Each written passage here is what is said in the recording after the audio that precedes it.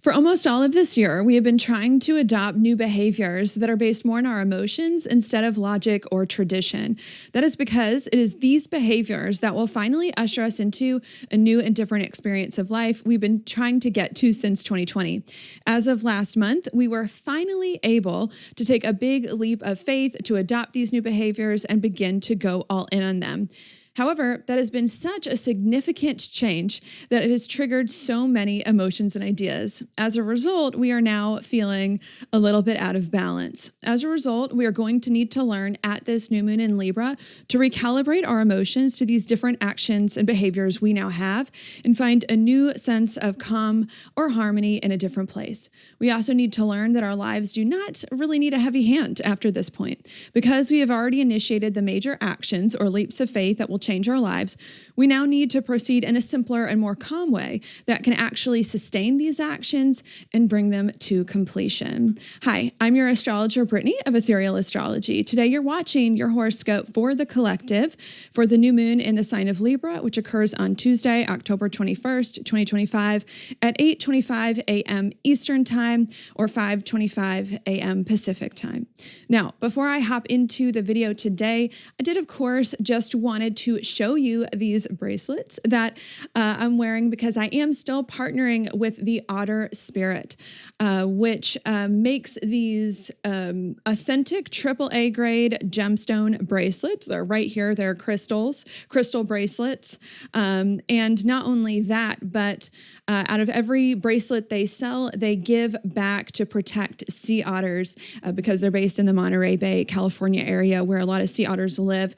And I love these. I've made a deal to work with them because I love them so much for a few months. So you might hear me mention them again, but I think they're great. Today, of course, we have a blue thing going on. I always try to coordinate. We've got the aquamarine right here. I love it. This is one of the big ones. I haven't shown you all the big ones before, but this is aquamarine that we're wearing. I've also got this. It's amazonite, like a greenish blue stone. And then this one is turquoise that I've got, which matches my earrings. My earrings are also turquoise, although from a different place. But love these. They do feel really nice. I have to say they do feel really quality, and they come with a little notes about the stone, of course, the name of it, and a mantra to go with it, an intention, some chakras, and the zodiac signs that it correlates to. And it also comes in a nice box as well, with a little pouch inside that it's placed in. So I love these so much. A matter of fact, I need to note, I wore the aquamarine on a cruise I went on recently because aquamarine, I read, is supposed to be good for dealing with the sea. I guess it makes sense, right? It's a blue stone, aqua, water, seawater. And I have to tell you, it was one of the best cruises I think I've ever been on. I go on a lot of cruises, I have to say, because my family likes them. I'm not the biggest fan, but my family loves cruises. And this stone was there with me, and it made that one a really good cruise, which said it was supposed to do, protect people at sea. So I like it. Do I know for sure if crystals actually work or not? To be honest with you, I do not know if crystals work or not when it comes to the emotional intentions with them. But I do know that they make me feel better. They make me feel better. Of course, they look pretty, and that's all that matters to me, whether it's the placebo effect or not. It doesn't matter to me because I think it's just a matter of the intention, of just setting an intention or a desire for the day that I think really can make a big difference. And it's just small little things. I think over the years, as I've gotten older, I've gotten an appreciation more and more for just the little things, and just putting a little bracelet on and just thinking to myself as I put it on what I hope to cultivate that day really helps. And blue, of course, a lot of the blue stones are for the throat chakra, right? Which is what we do here. We communicate, and for clarity of mind and balanced mind, especially for the Libra that we've got going on. So, that's why I'm wearing these today. If you like these, please check them out, otterspirit.com, and use my discount code. You can use Brittany20 to get 20% off your order, or you can use Brittany30 to get 30% off of $99 or more. And my name is spelled, because I know there's a lot of different ways to spell it, Brittany. Okay, so Brittany 20 or 30, and I'll put those codes and the links down below so that you can check them out. But I hope that you do, because I think they're great. Also, what I wanted to note before I hop into the video as well is that I am planning on releasing my first astrology course 2 weeks from now at that full moon in Taurus. I think it's finally going to be the time, finally going to happen. Thank goodness. So be prepared for that. It's not going to be about the basics of astrology. My first course is going to be on chart interpretation, how to read a chart. So you're really going to need to know a little bit already about astrology in order to take this course. But if you know a lot about astrology, but still for some reason just can't put everything together, this course is for you. And it's going to be taught how to read a chart using storytelling techniques from narrative literature and writing, which is cool for me because I actually always wanted to be a writer when I was little, and I have 2 degrees in journalism. I ended up being a journalist before doing this in another life. So I get to kind of bring some of that stuff into it and get really creative. So I hope you all like it. It'll be good for the creatives too out there, if you're writers or artists. Just wanted to let you all know that's coming, and I'll talk to you about that more and show you some things I've been working on. I think I'm going to, re-release my website. I've redesigned it all. So a lot of things coming up that I'll talk to you about then, but just wanted to let you know. Now, let's go ahead and get into what you all really are here for, which is the horoscope for this new moon in Libra. Okay, so I brought the chart up on the screen. What I like to do first is, of course, to place on the chart what it is that we're referring to in this video so that you can see it and follow along with me. So let me do this now. This video is for the new moon in Libra. Because of that, I've adjusted the chart accordingly for that new moon. I know that this chart is set for that because I've got the moon and the sun right here at the same degree, 28 degrees of the same sign Libra. And when the moon and the sun are at the same degree of the same sign conjunct, that's what they are. This is what is considered a new moon, and of course in the sign of Libra, because that's where they are. Okay, so that's what we're going to talk about. Now that I've identified it, I like to talk some more about just larger themes, bigger, more general themes that we might be experiencing at this new moon before we get into some of the specifics. Hey, what is that? New moons are all about new beginnings, new energy, and fresh starts. That's because they do start a new lunar month or a new lunar cycle. So we're getting some sort of new theme, new energy, new area of focus for at least the next 4 weeks. That's just beginning.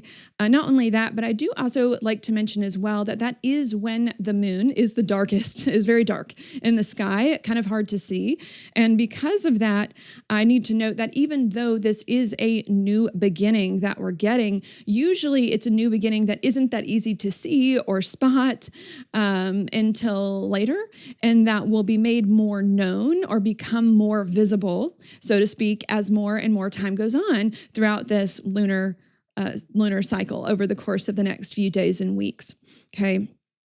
So it'll start small and then grow bigger. What is it that we're getting this new beginning, new energy, fresh start in that we may not be super visible at first, but eventually is going to grow over time? Well, that's going to be Libra, of course, because that's the sign that this new moon is in. Hey, what is Libra all about? Well, Libra is symbolized by the scales, which we typically associate with balance, balancing things in our lives. And this can mean a lot of different stuff. I mean, balancing, it could be physically, especially with the sun there, things in our physical environment, with all the stuff that we're juggling just in our day-to-day life or routines. But it could also indicate too, with the moon there, our emotions, trying to find some sort of inner emotional balance or just balance within ourselves between a lot of things that we're thinking or feeling or approaching and all of that. So it can mean balance in a lot of different ways that we're trying to, get a new approach to or start to do more of to see it grow over time. In addition to that, another way that I want to see Libra too is not only about balancing, but sometimes too about kind of recalibrating ourselves towards something as well. And I want to see it as that too, because calibrating something is kind of a function of balance. And also too, because Libra is a cardinal sign. Cardinal signs start seasons and they start things, especially the chart, going in different directions. So trying to kind of recalibrate to something. And I need to note really something that we've kind of already done, since now we're we're coming to the last half of the zodiac, with Libra being the 7th sign of the zodiac as well. And to kind of recalibrate to something that's already done and that we already started ideally at the beginning of the zodiac in Aries season. Okay, so not only to continue bringing it together at this new moon in Libra, are we trying to kind of get like a new beginning or fresh start to balance our lives or just feel more balanced internally and externally in our lives, but also to kind of recalibrate or rebalance our lives towards really something that maybe we already started, especially a few months ago. Not only that, but another thing I need to note about about Libra as well, is that Libra is correlated to Venus. Venus is usually a planet that has to do with calm or peace or harmony. And for now, I want to use this in an internal sense of peace, an internal sense of calm, an internal sense of harmony as well, where we feel more at ease, right? Because Venus is not about pushing and forcing. Venus is kind of about ease and relaxation and allowing things to occur or receiving them. So that's another thing that I think we're trying to accomplish at this new moon in Libra, is not only to get a new energy, new beginning, fresh start, to balance our inner and outer worlds and recalibrate towards something that maybe we already started, but to feel peaceful about it and to find our own harmony or rhythm. Libra can be very musical, to find our own harmony or rhythm, right? Especially leading up to another full moon 2 weeks from now in another Venus ruled sign, to find more harmony, more rhythm, more ease in whatever space we're recalibrating to, without as much of the pushing and forcing, and when there's more allowing things to occur. Not only that, but I also want to note as well that, of course, with Libra being a Venus ruled sign, it also does have to do with relationships. It's probably how most people know Libra by as well. So this can also be too us trying to figure out relationships, to either make relationships more smooth, more peaceful, more harmonious, or try to recalibrate our relationships to fit them into something that we might, again, have started earlier at the beginning of the zodiac earlier this year. So there's also some things there trying to figure out where relationships fit into what we've recently learned or done. And not only that, but the other thing that I want to note as well is that Libra is an air sign. Air signs do tend to be mental. They do tend to be in the mind, even though we do have the moon there, which can also bring the emotions, and the sun can bring some things external, but can also bring the mind as well. Too. And it can also bring the mind about, balancing the mind, but also about weighing out ideas, weighing out thoughts, or getting the weight right on which thoughts we give more weight to and which ideas there as well. So there can also be some of that we're trying to adjust as well, not only to rebalance our lives externally and internally and recalibrate towards some different experience, but to find our own sense of inner calm and peace and ease and rhythm and harmony in this different place, and to figure out where relationships kind of fit into it all, and to get like our mindset more clear and what ideas, we pay attention to, kind of weighted better as we move onwards. Not only that, but I think the last thing I'm going to mention, I did just kind of mention it, is that Libra is about the harvest, because it's the sign that starts fall or autumn in the northern hemisphere, and that's extremely important because I do tropical astrology, which is based on the season specifically, in the northern hemisphere as well, because it has to do with the harvest. Again, we need to note that the harvest is not about new things. When it comes to fall, which is the season we're now in, we're not planting new things. We should have already planted new things in Aries season, which is the beginning of the zodiac around March or April. Now is really all about reaping the rewards of what we did earlier in the year, especially if we did the right thing earlier in the year, planted the right seeds and nurtured the seeds well. So that's another thing to keep in mind. This is not about plowing new ground. This is really about working with what we already have and kind of recalibrating that in a little bit of a different way that's going to be better for us, which I need to note, right, is going to be with us for now the rest of the astrological year, since Libra starts that second half of the astrological year till we come to Aries season again. And spring again. next March. Okay, so that's also something that that's important that I wanted to emphasize as well. Okay, so what that means, to summarize that before I move on to the next thing, is what is going on. Very big, general, broad theme at this new moon in Libra is that we're trying to get some kind of new beginning, new energy, fresh start to kind of balance our inner and outer worlds and to recalibrate towards a different experience. Not a new one, a different experience that we really already started earlier in the year, and to find a sense of calm, peace, harmony, and rhythm and flow in this different experience, and to figure out how relationships fit into that, and to kind of calm and balance our mind and our ideas, or focus on the right ideas and thoughts as we move forward. Okay, now what I like to do next in this video is, before I give you the specifics, which we are going to talk about, the specific aspects this new moon is making, I do like to go backwards in time for a minute before we go forwards. I do like to go backwards in time because I think it's super important. I think it is super important what has happened before this new moon or leading up to it. And I think it's super important, the context is what I call it, because there's a new moon in Libra every year. That's not really unique or different. But what is different about the new moon in Libra every year is the other alignments that are going on around it, where the eclipses are, where Saturn is, where other things are happening that can really make the difference and make my horoscopes more and more specific and more detailed. And I need to note, context is something I'm going to talk about a lot in my course as well. That's coming out 2 weeks from now at that full moon in Taurus. But really important. So that's why I'm going to go into it now. I do need to note, because we're getting to that last half of the astrological year, now the section's going to get kind of long.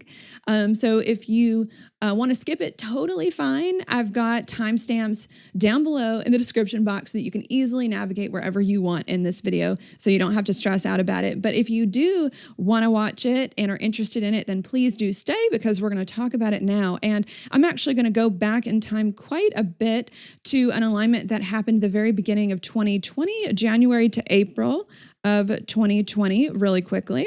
And that was Jupiter, Pluto, Saturn in the South Node, all coming conjunct around the middle to late degrees of Capricorn, somewhere right around here. Now, I do need to note that that was a little bit of a rare alignment and a difficult one. Rare because Saturn and Pluto only come conjunct roughly about every 35 years and not always in the same sign.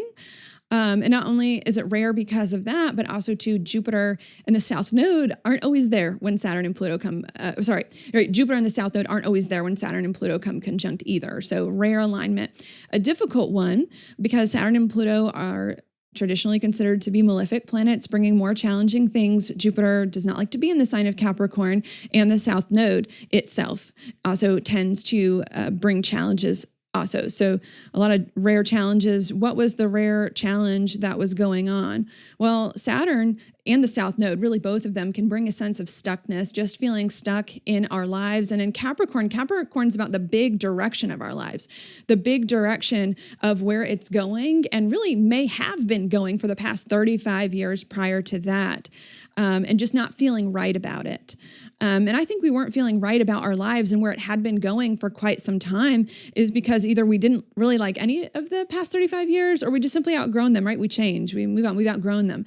Not only was it us realizing in January to April of 2020 that we just felt stuck in our lives and what we had created and didn't like it or outgrown it, but we also realized as well that we needed to make Jupiter, a big planet, change, sweeping change, Pluto, to end. Endings come before beginnings, to end anything and everything in our lives that we did not like, that we felt was keeping us trapped, that we felt was keeping us stuck, to move forward, which is hard. It's hard to end things that have been in your life for a while, okay, and can be triggering in a lot of ways. But I think that's what happened there, okay, from around January, April 2020.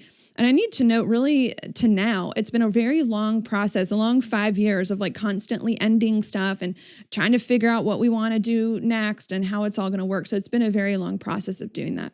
And that's going to lead me now to the next alignment that I want to mention, which is going to have me fast forward to this year. Okay, and the alignment I want to fast forward to is going to be in April of this year, 2025.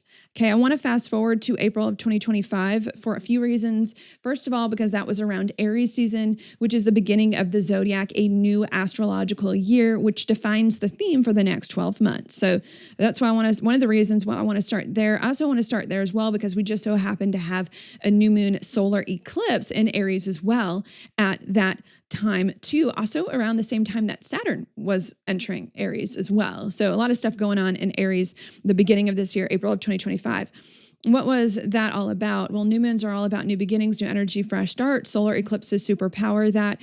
Aries is the first sign of the zodiac. It's about new beginnings, right? In addition to new moons are about new beginnings. I think Aries is related to that, doing things in new ways. So it was about us trying to really get into a new experience of life after taking the past 5 years prior to that to really end a lot of stuff.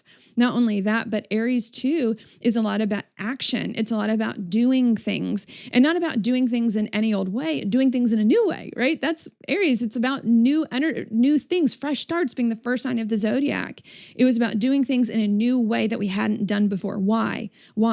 Because if you want a different experience in life, which is what we do with Aries, you have to do things differently. Because if you're going to do things the same way you were doing them before, you're going to get the same result. You're going to get the same experience of life that in this case we did not like and wanted to escape. So not only was this Aries stuff at the beginning of this year about us wanting to get into a new experience and to begin the new after ending a lot of stuff from the past few years, but us realizing in order to get into the new, we need to do things very differently than we were before in order to make that happen.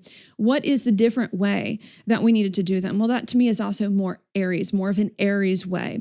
When Aries does things, it's fire, it's passionate, it's fiery, it likes things based on more of that passionate feeling or that desire. And I think things that are simpler and easier, that are based more on instinct, and move forward in that. And in contrast to what? In contrast to the Capricorn way of living that Pluto, Saturn, the South Node, and Jupiter were in earlier. And the Capricorn way of living is not about passion. It's not about emotion. It's not about instinct. It's not about desire. Capricorn's about tradition. It's about seriousness. It's about being practical. It's about the responsible thing to do, right? And that's what got us into those problems. I didn't mention it as much, but that's what got us into the problems that we didn't like in 2020 and wanted to escape. So if we want to get into a new and better experience of life, which we're trying to do in April 2025, we need to do things in a very different way than we were doing them before. And the different way we need to do them is a way that's based on instinct, passion, desire, emotion, simplicity, and ease instead of responsibility, tradition, what we should do, what other people want us to do, what's serious, okay? Because it's this passionate behavior that's going to get us into a different experience, and it's the traditional serious stuff that's going to keep us stuck in these old experiences we did not like and that we've outgrown, okay? So that's what we tried to do then. That now leads me to the next alignment I want to mention, which now I'm going to follow the new moons throughout the year, which is going to be that next new moon somewhere around May. Usually they're a month later, May of 2025, in the next sign over of Taurus. New moons are about new beginnings. Taurus is the second sign of the zodiac, fixed earth, a lot about sustaining something and sustaining something we already started, say, in Aries season, to get more confident in it and to have it become more a part of our skill set. So that's what I think we were trying to do. We were trying to sustain these new behaviors that are more passionate so that they become more part of our lives and so that we don't fall backwards into these old habits and behaviors. I also want to know that because Taurus is fixed earth, it tends to be a slower sign. So that time period in May of this year could have felt slow because sometimes you need to go slow in order to make sure you're sustaining something, or could have felt slow if not because we needed to go slow to sustain something, could have felt slow because we were doing less, right? When you follow your passions and do what you're passionate about instead of what you should do, you're doing less than maybe what you would have done before. And sometimes that can also feel a bit slower as well because you're just not as busy or doing as much there. That was happening. So that was May 2025, sustaining these new, more passionate behaviors. That then leads me to the next new moon, a month later, roughly, in the next sign over of Gemini, June, right? June of 2025. Okay, what is this all about? New moons are all about new beginnings, right? New energy, fresh starts. Gemini is about our mindset, and it's about adapting to things, being a mutable sign, making something more familiar and being more flexible with it. Sometimes to me too, Gemini is more playful, more lighthearted, about things as well, not as strict. So not only were we trying to adopt new behaviors that are more passionate to get into a new experience of life and trying to sustain them and stay fixed in them, but after we did that, we then tried to loosen up, have a little more fun, adapt, be more flexible, where we're not being so stiff and rigid with these new behaviors to kind of, bring some air in and to adjust our mindset more towards that.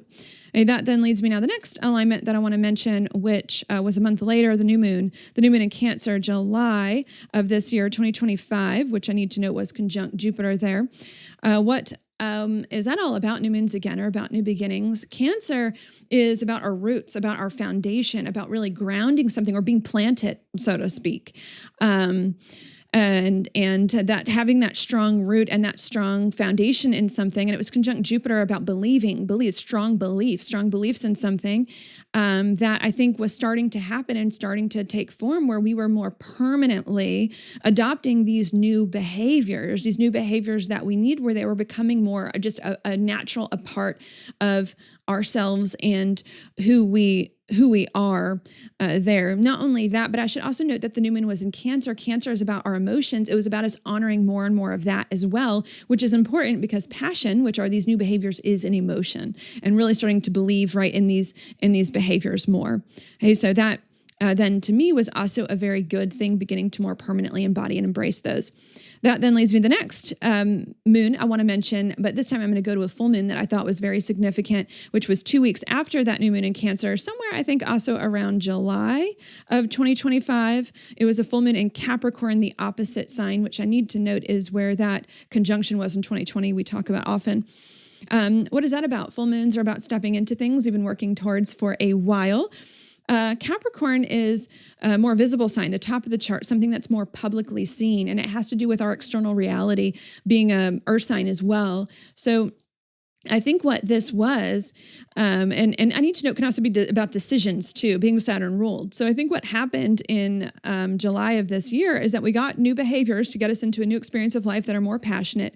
We sustained them, we adapted to them, adjusted our mindset, started to feel stronger and believe more that these actions are going to be the thing that was going to work. And as a result, then maybe took some decisions to do more of these actions and behaviors, or if not that, then started to see these actions that are more passionate manifest in a more tangible way in the world to change the direction of our life. Capricorn can also do that, to start to change the direction of our life more towards something new, more towards something different, which is what we really intended to do since 2020, but especially the beginning of this year, and to start to see new and different experiences of life manifest a little there. Okay, that then leads me now to the next alignment I want to mention, which was going to be a new moon 2 weeks after that, August of this year, somewhere around here, 2025. And the next sign over of Leo, which I need to note was when Mercury was also retrograde in that same sign of Leo. What is this about? New moons are about new beginnings and new energy, fresh starts. Leo is about courage and also about passion, about leadership ability. It's also a fixed sign about sustaining something, staying fixed in something as well. So I think this was us trying to stay fixed in these more fixed, right? And these new behaviors that we had, and become even more bold, more passionate, right? Leo, more seen, more of a leader with these new things. But with Mercury retrograde, I think that was hard there. I think we kind of lost some courage, right? Leo's about courage. We kind of lost the courage and we lost the strength to continue with these new behaviors that were just beginning to work, just beginning to be seen, to change our lives. And we began to slow down or hold off or revert backwards, right? Mercury retrograde backwards to old habits, that maybe aren't the best, of all of that, the tradition, the seriousness, the responsibility, all of that. That was a challenge.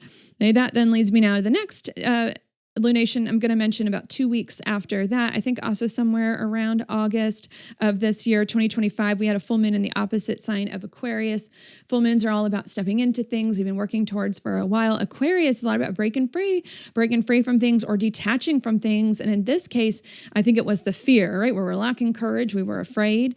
Detaching from the fear around this new approach to life that temporarily got us down, and becoming more free to do this different approach that we've been trying to get. That then leads me to the next new moon, 2 weeks after that in September, which was right here in the sign of Virgo, the next sign over, 2025. New moons are about new beginnings, and Virgo is a lot about our habits, our daily routines, doing something in a more habitual and routine way. And to me, the habit that we were forming was the habit where we day in and day out act on our passions, not act on our passions only when it feels safe, only when it feels right, only when it's easy, only when we're in the mood for it. No, to act on our passions day in and day out like a routine, just something that we just do regularly there, okay, that I think we tried to get. All right, that then leads me now to the next lunation I want to mention. 2 weeks after that, I'm going to that full moon, which was a lunar eclipse in the opposite sign of Pisces, also around September as well of this year. Okay, full moons are about stepping into something we've been working towards for a while. Pisces is a lot about trust. It's a lot about faith, and letting go, letting go in a lot of ways, and being more kind and compassionate to ourselves. And I think what happened in September at that lunar eclipse is that we then started to trust and have more faith that these new behaviors would work that are based more on our passions, and maybe, especially because full moons can push decisions for us to make decisions, to take a leap of faith where we act even more wild on our passions and do our passions kind of more and trust to see where it can take us here, which may have had us pick up some things that started to happen in July of this year to kind of adjust some of those things for the better now with more courage and more of a routine and more strength and faith to make that happen. Okay, that then leads me now to the next new moon we had about 2 weeks after that, September, October-ish, also in Virgo. We had 2 new moons in Virgo, and that one was a solar eclipse in Virgo on the South Node. Okay, the South Node is a lot about letting go of things that have been keeping us stuck so that we can move forward. And what we needed to let go of was the Virgo traits. Virgo is a lot about work, and when negative, which is what it was with the South Node, there's overworking, working too hard, making things more complicated, could also be overthinking. Virgo too can also make us extra critical of ourselves. So it was us trying to let go of that, right? So we can have more trust and faith, right? To let go of any other little things in the way of these new behaviors that are more passionate. Because if you're overthinking and if you're overworking and making things complicated, you're not trusting your passions and your instincts, and you're not letting things be easy. Okay, so we had to get rid of some little, stuff within us that was still in the way of these new behaviors, which I think we were able to do. Then leading me to the next lunation, which was a full moon in Aries 2 weeks prior to this, also in October of 2025 here. Full moons are about stepping into something we've been working towards for a while. Aries is about action, that said action we've been talking about this whole time that's different, based more on our passions. It's about stepping more fully into that and getting more courage. Aries can be very courageous to do that and to conquer anything in the way of these new behaviors and to go all in on that, which is ultimately going to continue us to get us into a new experience of life, with Aries being the first sign of the zodiac, to get us into that new experience of life that we originally wanted back in April, which is good. That then leads me now to the next and the last one I'm going to mention in this section, which is going to be that new moon in Libra, for which this video is for, in October here of 2025. What is that about? New moons are about new beginnings, new energy, fresh starts. Libra is about balance, about recalibrating to a different experience and finding more calm and more peace in it and figuring out how relationships integrate into it. So now at this new moon in Libra, this month, October, for which this video is for, we're trying to kind of recalibrate to a different experience of life in which we're following our passions and doing what we want, and allowing that to happen and to find a sense of kind of a rhythm, a new rhythm or a new sense of calm and peace doing that. And again, to figure out where our relationships integrate into that as we move forward. So that is what I think is happening here, the journey that we're on. Maybe just to repeat that very briefly before I go into the specifics of this new moon in Libra, is that what has been going on is that we've been trying to get into a new, different, and better experience of life for quite some time. However, it's required us to make a lot of endings first. That took us, from 2020 to 2025. But as of the beginning of this year, astrological year, we finally made enough endings and we're ready to move forward into the new and different experience. And not only were we ready to move forward in the new and different experience, but we realized that in order to move into a new, different experience, we needed to adopt new behaviors in order to get there that are based more on passion and emotion instead of practicality, responsibility, or logic. And that was going to be the key to move us forward. And not only did we realize that earlier this year, but since the beginning of this year, we've been trying to sustain these new behaviors, adapt to them, and get more grounded and believe more in them, which we did do. Not only did we do that, but we also briefly started to see these new behaviors and actions work to change our lives in a more public way for the better, to be different. But then we got scared, then we backed off. And we had to deal with some fear, and then we overcame some fear, and we came back at these new behaviors, and we're doing them again. And we've succeeded at doing these new behaviors and going all in, and now we need to find some balance in this different experience and recalibrate towards that. Okay, and that's it. Because that's it, I'm now going to erase the chart and move forward into the specifics of this new moon in Libra in particular. And to do that, of course, I'm going to place it on the chart one more time for me. Here's the new moon in Libra.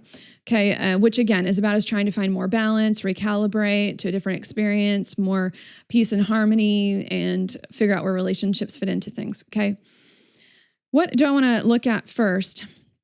Well, maybe I'll look here at the square, right? This new moon in Libra is making a square to Jupiter in the sign of Cancer. So let's look at this. Now, I think this is more of a positive thing, but also a little bit of a challenge too. So I'm going to give you a little bit of both.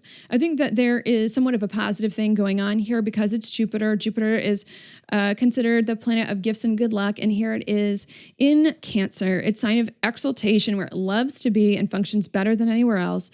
And also too, even with it being a square, squares indicate two things that are at cross purposes that need to be done together in order to resolve them, right? And if you bring the planet of gifts and good luck into something else, it's automatically going to bring good luck to that area. So I think that there's something good going on here. But I'm also going to mention a little bit of a challenge because sure, I guess it's still a square and at the end of the day, with some other things going on. So I'm going to give you a little bit of both, but I'm going to start with the good here. Jupiter. Jupiter is about wisdom and understanding. I also consider it to be the planet of honing in on things, right? Because Jupiter correlates to the sign of Sagittarius, the archer, the arrow. It aims for things. It hones in on things as well that it's interested in. So we're getting more wisdom, more understanding, and more of an ability to hone in on something that is important. What is it that we're understanding, we're honing in on, maybe even believing, right? Jupiter's a planet of beliefs, believing more and more in. Well, it's in Cancer. Cancer is about our emotions and what our emotions want, what they desire, what they feel, what they need, what will honor them, what will nurture them, everything about the emotions. Okay. And mind you, passion, which we've been talking about a lot in my horoscopes, is an emotion. It's a feeling that we've been trying to cultivate more and more of. And Jupiter is indicating that happening in a very big way, because Jupiter is a very big planet. We're getting big wisdom, understanding about our emotions, what we feel, what we desire, what's going to make us feel safe, what's going to nurture ourselves, and what we can do for that, right? Big wisdom, big understanding, big beliefs that is valuable. as well that's going on that I think is meant to be a good thing. And is really what we've been trying to learn for a very long time. Not only that, but again, it's connecting to Libra, right? Libra is the sign of balance that we've been talking about as well. And if we consider a square to indicate things that need to be done together, this is indicating that we're trying to rebalance and recalibrate our life, our emotions with the moon being there, our external and internal environments with the sun being there to this new place, where we honor our emotions, where we understand our emotions, where we live from our emotions in a very big and very significant way, what they want, what they need, what they desire in order to feel emotionally fulfilled. So that is what we're trying to do. Okay, which is a big shift, right? With Jupiter being a very big planet. Not only is that what I think that what we're trying to do, the good thing, but I also need to note as well that one of the challenges with Jupiter is that sometimes it's because it's such a big planet, it can be prone to excesses, doing something to an excess degree, which sometimes can feel imbalanced, right? When you're doing something to excess, especially when we've got Jupiter, the planet of excess, connecting with Libra, a sign that likes balance, that is happening. So what this means to me now, to bring all of that together, is that yes, we have finally, thank goodness, it's what we've been trying to do all this year, begun to honor our emotions in a huge way and live from our emotions and what our emotions desire. Not what we think we should do, not what everyone else wants us to do, not what's logical or practical and realistic. No, what our emotions want, what our emotions desire, what our emotions feel. Big way, honoring those, honing in on those, understanding those. And we're trying to recalibrate to that because that's a huge shift in our life. It's not the way we were living before.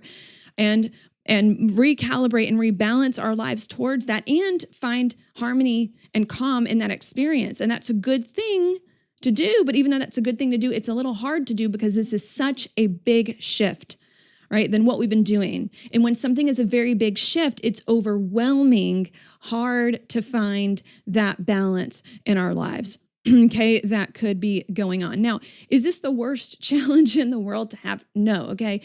On the scale of challenges, this to me is nothing of a challenge, okay? But still could be an experience that we're having that could feel a little frustrating of like, I'm in a different experience and now my emotions are all over the place. Now everything's all over the place, right? Now that I'm honoring my emotions, there are so many emotions and everything's crazy because I've just been following my feelings, that can be going on, okay? So that can be a little overwhelming, a little frustrating, maybe even hard to focus. Okay, that then leads me now. The next alignment that I want to mention is that this new moon in Libra is not only making that square to Jupiter in Cancer, it's also making an opposition over to Chiron in the sign of Aries. Now, this can be a little bit of a challenge. Again, I still don't see this as the worst challenge in the world because Jupiter is also squaring Chiron as well. And again, I consider Jupiter, even by hard aspect, to be more helpful too. So again, this to me is not the worst thing compared to what we've been through the past few years. This is nothing, but again, could still be a little just frustrating or just bring up something to work through. What is that? Well, this is an opposition in particular from the new moon to Chiron and Aries. That's what we're discussing. Oppositions are also challenges of balance, okay? Not only is Libra about balance, the sign of balance, which most of us are familiar with, but so too is an opposition, right? Because it's hard to do two opposite things at once. How do you do two opposite things at once? Either you're doing one thing and you're not doing the other, or you're doing the other thing and you're not doing the other. You keep going back and forth like a seesaw. It's hard. So this to me is another symbol here of out of balance in this different situation that it is that we find ourselves in. Now, which way are we more out of balance towards? Okay, the Libra, which is one part of the seesaw, or the Aries. Now, my opinion is that we're more out of balance now towards the Aries, meaning the Aries is getting more of our attention. Why might that be? Well, that might be for a few reasons, because we did have a solar eclipse in Aries on the North Node earlier this year. The North Node is where we're we're moving towards. Saturn was also in Aries earlier this year. There's a lot of stuff in Aries. And we just had a full moon in Aries 2 weeks ago, and full moons bring more full attention to something, more fully doing something. So I think that the reason why we're out of balance is, yes, because we've been honoring our emotions. We've been honoring our emotions so much more than we ever have before. So we're going all in on those and our feelings. And also, too, because we've been doing a lot more than, right? That's what Aries is about. Aries is about doing things. We've been doing a lot more as well. That's based on our emotions than we have before, or if not doing a lot more. Because I don't know if I like the a lot, right? I don't think that a lot is needed in our lives. If it's not doing a lot more, we're just doing things differently than we were before, or doing a few things that are very significant, right? With Saturn and the eclipse and Aries, doing things that are very significant. And I think that has also gotten us out of balance. Honoring our emotions, right? And doing that, okay, either doing that more things than we have before, or not doing more things, just doing things that are significant, that feel big or feel different, that have created this imbalance, and an imbalance where we're not doing what, right? To give you the other side, where we're not doing what, right? If we're doing more Aries and more Cancer, what maybe are we not doing? Well, some of the Libra, we may not really be doing enough. And Libra is a Venus ruled sign. Venus is more about ease. It's more about rest, right? Especially with the North Node in Pisces now. We just had an eclipse there on the North Node. Is about rest, is about ease. You know, it's also about receiving and allowing things to occur in our lives.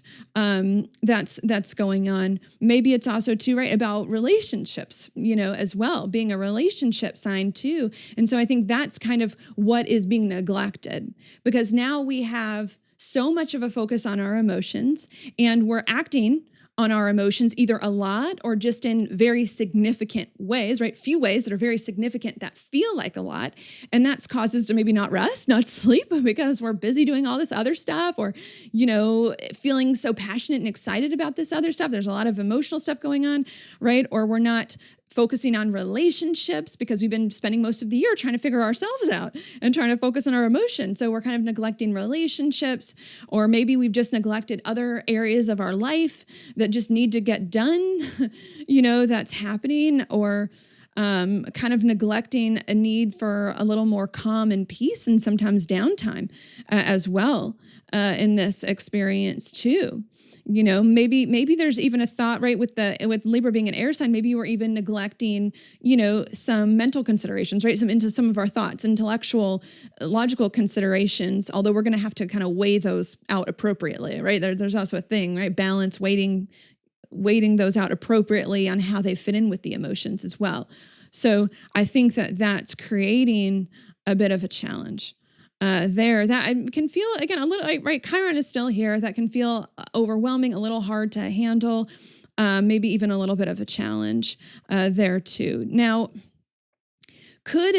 before I kind of repeat this and move on to the next aspect, now I want to make one other note. Could this be where you're going too much in the Libra extreme, where we're resting too much or focusing on relationships too much, or all of that? Maybe for some of you, but I don't feel like that's for most of us. I feel like we're way in the Aries and we're way in the Cancer now. And if you are in the Libra where you feel like you're resting too much, I feel like that's more of like a short-term thing, maybe in the few days before the new moon in Libra, or after the new moon in Libra, you'll feel that way. But I don't feel like that's truly where we are, for so many reasons, you know, that I haven't all discussed now, I'm not going to discuss now, but I think we're way more towards the Aries and the Cancer. So many emotions, so many passions, so many feelings, either just doing a lot of things we're passionate about, or doing a few significant things we're passionate about. That's got us feeling tons of stuff, not focusing on relationships, on resting, on being at ease, on taking care of other things in our lives, on other things we might be thinking about that can be a bit overwhelming, exhausting, frustrating, all of that. Okay, that then leads me on the next alignment I'm going to mention, which is going to be this new moon, also making a square. It's also making a square over here to Pluto in Aquarius. Okay, it's a little bit out of sign, but still close enough. Yeah, what is that, like 3 degrees? So making a square over here to Pluto in Aquarius as well. Now, this can also be a little bit of a challenging thing. I'm not going to give it as much weight. I mean, speaking of weighting things, right? Libra's a lot about that. I'm not going to give this as much weight as the Jupiter and the Chiron because it's a little out of sign, right, because Libra and Aquarius, they don't square, they trine, they like each other. So because it's out of sign, I'm not going to give it as much weight, but I do think that there could be something going on that I also wanted to mention. What is this about? Well, Pluto can bring a lot of intense desire towards something, right? Since Pluto correlates to Scorpio, it has to do with a lot of intense desire, a lot of intense attachment, can also bring a lot of emotions. Pluto can also bring emotions up that maybe could override, right, some sort of logic or intellect, with it being in Aquarius as well, that could be happening. And this could be a lot of emotions and a lot of desires to do things in unique ways, because Aquarius is the unique, the revolutionary, the different, the innovative, things we haven't tried before. So this is bringing up a lot of desire there, and a lot of kind of a desire to be free to follow our emotions because we haven't felt them before and create a future with those. And I think that can also lead to another imbalance, I think, is the ultimate point I want to say, right? Because Pluto is intense feeling, intense desire, especially by the square, by the hard aspect, can bring on more of it. So this to me is another indicator. I'm going to say 4 indicators, if you want to consider the Libra itself, that there's a big problem here, recalibrating to a different experience and finding a natural sort of balance and ease and flow with it, where we may be neglecting certain things that's going on. Not only that, but another thought I'll give you is this can also bring a lot of ideas too, with the air signs, the Libra and the Aquarius, a lot of intense thoughts and ideas that maybe we also want to act on right away, because the Pluto desires, right, to act on right away as well. That can, again, also be a little hard to handle. Okay, so to kind of bring that together before I mention some other things, what's going on at this new moon in Libra is we're trying to really recalibrate, I think, to and recalibrate to a different experience of life where we're honoring our emotions in a very big way, more than we ever have before, acting on them, believing in them, understanding them, nurturing them, doing what they need, and acting on their behalf, to either do a lot of things based on our emotions or just some very significant things based on our emotions. And it's hard for us to do that.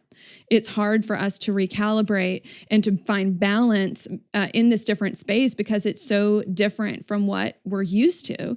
And because we have so many feelings and so many ideas, which may be preventing us from resting, being at ease, working with relationships, figuring out how relationships fit in to the equation and to what's going on here. So there's some difficulty kind of with that, and kind of adjusting our mindset and getting our mind and our thoughts in a more balanced or proper place to help guide us forward in a more clear way. Okay, that then leads me now to the next alignment I'm going to mention, which is going to be Neptune here in Aries. Now, Neptune is obviously in Aries at the time of the new moon in Libra, of which this chart is for, but tomorrow it's going to retrograde back into Pisces, okay? And that's important to me because it's going to put Neptune at the very, very beginning of the degree of Aries, okay? And the very beginning degrees of a sign can be a little bit of a challenge. So too can the last degrees of a sign, right? And it's going to re-enter Pisces retrograde tomorrow. So this can also be a little bit of a challenge as well. What is that about? Well, the very beginning degrees of a sign, here you see it, 0 degrees tends to be a little more youthful, a little more immature, and a little less refined, so to speak. And it's in Aries about our actions, and behaviors. So again, there's something about our actions and behaviors, what we're doing, that can be a little all over the place. Not only that, but Neptune, usually when it's in a challenging way, to me, can bring up a lot of confusion. That's usually my keyword for Neptune. In a challenging way, it can bring up some sort of confusion here, right? Especially if we're out of balance and all over the place, and certain areas of our life are being neglected, and our mindset's crazy and we don't know what thoughts we need to listen to and which ones we don't. And we're just all these everywhere, all these feelings and everything's so different. It can bring a sense of all of a sudden confusion now of like, what is the best way forward?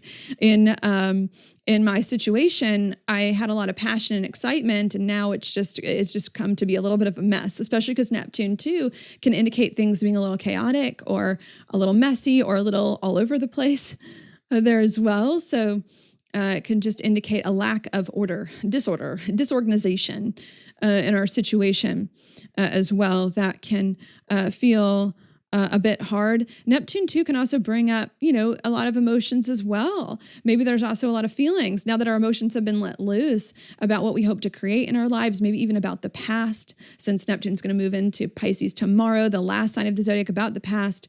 Maybe there's also a lot of feelings too about the past there as well. Maybe I should note there could also bring some worry and anxiety, right? We've got Pluto in Aquarius. Sometimes Neptune, things are hazy and uncertain. So maybe there's also some worry and anxiety about whether or not we're really going to be able to finish the drill, to really be able to fully act in this new way with these new behaviors to fully change our life, to be new, different, and better.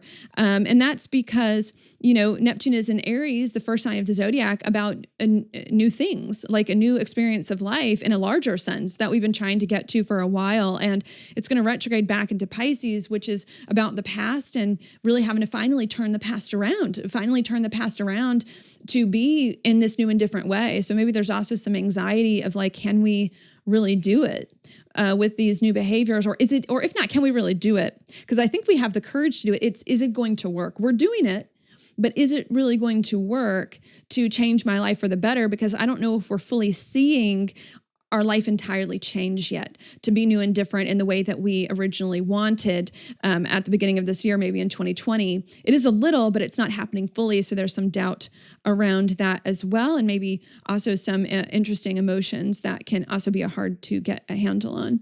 So I think that's what I'm going to say there is that, we're trying to recalibrate to a very different experience of life where we're acting in very different ways that are based more on our emotions as opposed to like logic, practicality, or responsibility. And it's very hard for us to do.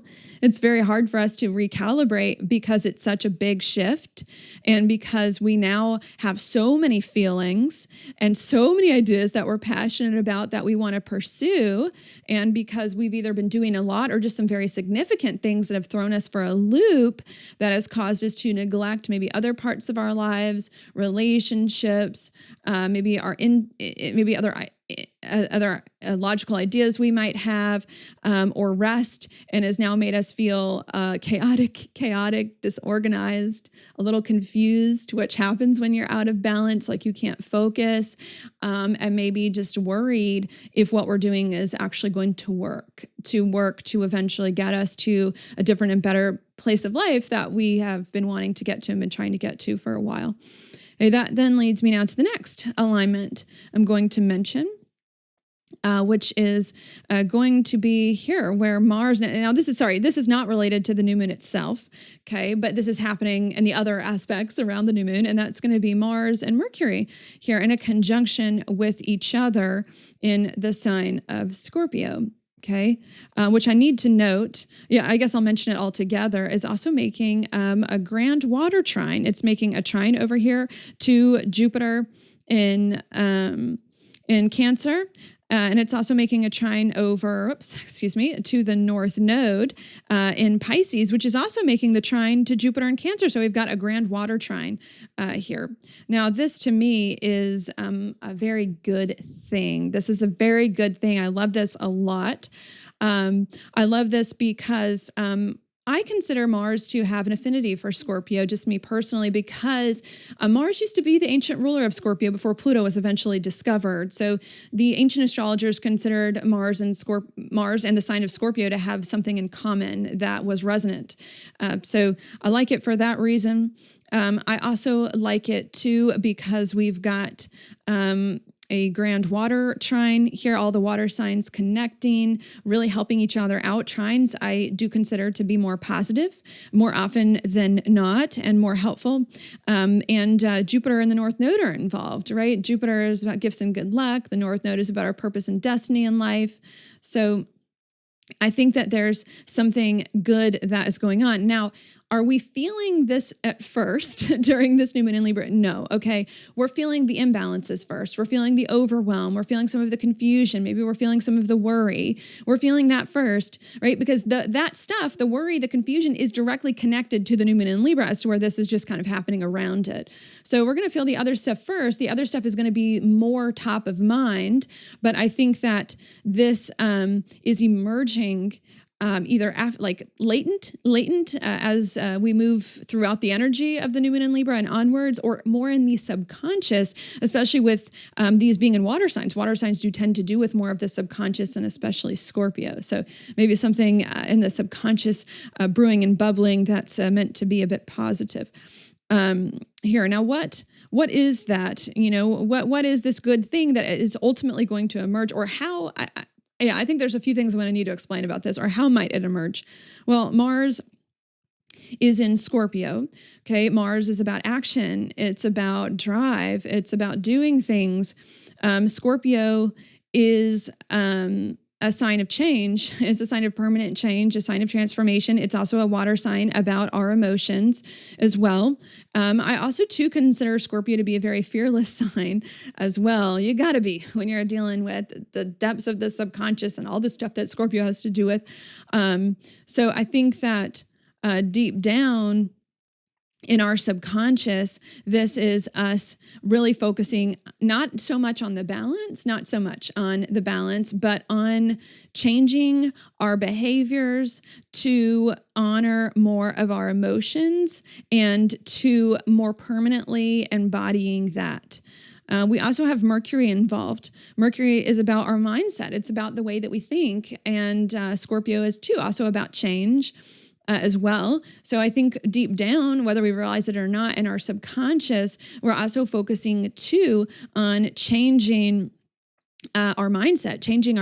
And again, to honor more of our emotions with all the water signs here connecting, and with the Neptune in Pisces the North Node in Pisces, which it's connecting to, trying to honor more of that and to have more trust and faith it'll work, and to go more with the flow. And to just allow it to happen more without the pushing, right? That's not what Pisces does. It's really not what Libra does either. Without the pushing and without the forcing here, and to have more faith with the Pisces, even with the Jupiter, and more belief kind of that it will work as well. Not only do I think that it is about that, but again, Scorpio is not really about balance. The Libra is about balance, but Scorpio can sometimes, doesn't really care so much about balances because it tends to be very intense and can go to extremes. So this, to me, kind of our solution, so to speak, because this is the good thing to dealing with the imbalances is not to, I really have to focus on being balanced. No, the way to get balanced is not to focus on being balanced. It's to go more with the emotions and to go more in that direction and to flow with it instead of fight against it, to kind of flow with it and to believe and trust and have more faith in it, and right, instead of fight against it. That's needed. As well. Not only is that the case, but Scorpio, I should note, is also a relationship sign, right? That's the thing that Libra and Scorpio do have in common, is that they're both about relationships. So this can also be too us facing the relationship stuff head on.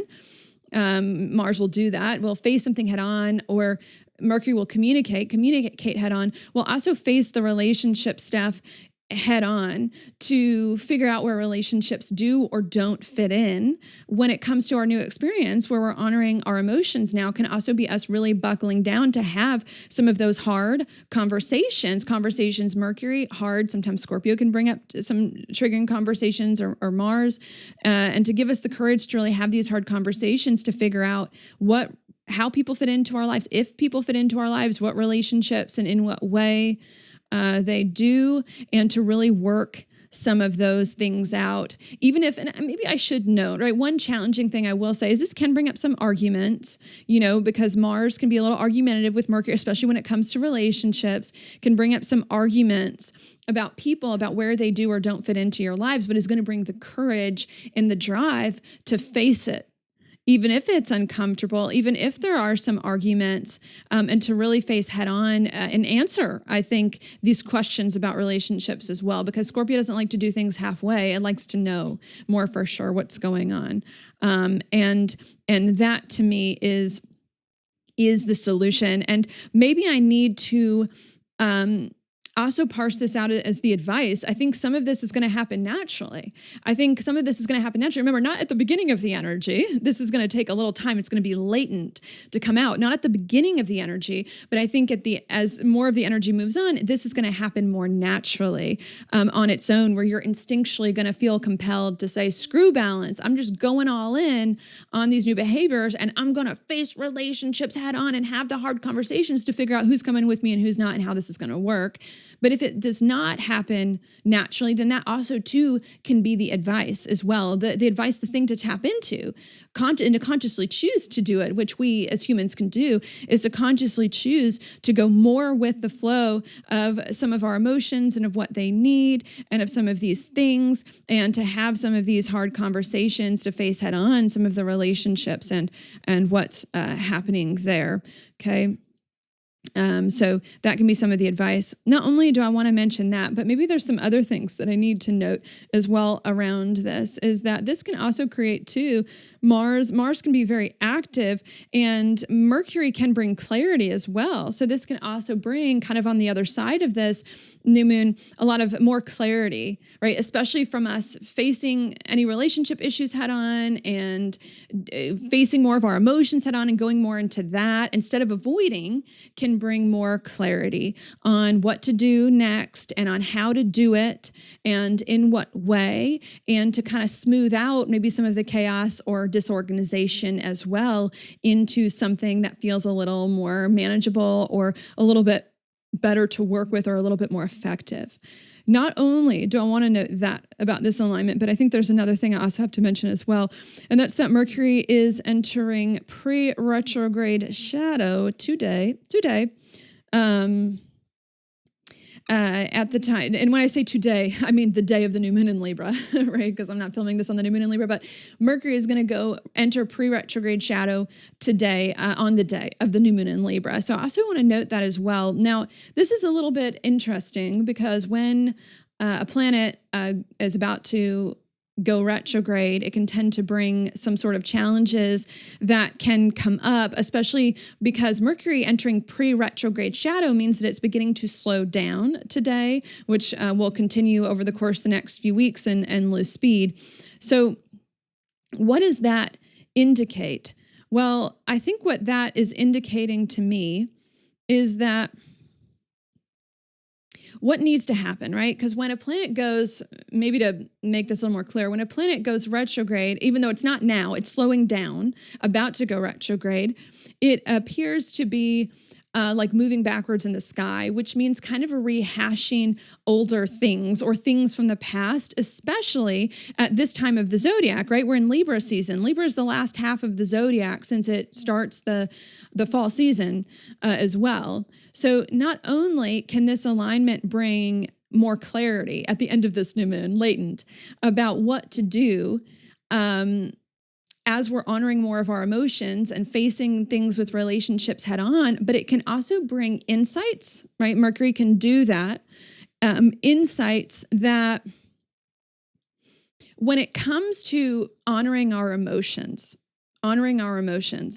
we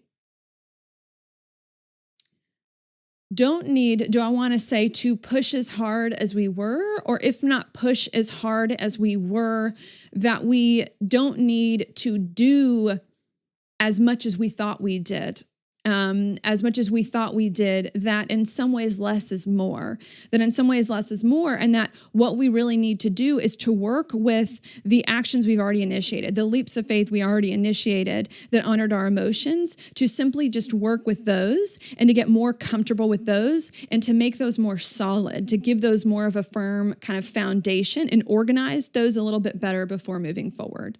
So I think there's that. This is a bit of a unique thing here that can happen at this new moon in Libra, right? Is at the end of it is like, okay, in order to deal with the imbalance, I'm going to stop worrying about whether I'm imbalanced or not and just go more in on my emotions and trust and have faith it's going to work and confront any issues with relationships or any questions I have head on, even if it requires a hard conversation or an argument. And us doing that is then going to give us clarity. And it's going to give us clarity that we don't need to do as much as maybe we thought we did to honor our emotions because we've already done the things that are needed, and instead to just work with the things we've already done to honor those and to get comfortable with where we are, right? And to give ourselves another thought, even more time to work out the relationship stuff.